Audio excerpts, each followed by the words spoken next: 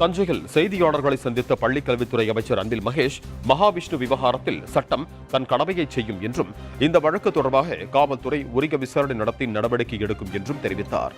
தொடர்ந்து பள்ளிக்கூடங்களில் நிகழ்ச்சிகள் நடக்கும் போது ஒரு குழு அமைத்து யார் யார் பேச வேண்டும், என்ன மாதிரி நிகழ்ச்சிகள் நடத்த வேண்டும் என்றும் நெறிமுறைகள் வரையறுக்க இருப்பதாக கூறினார்.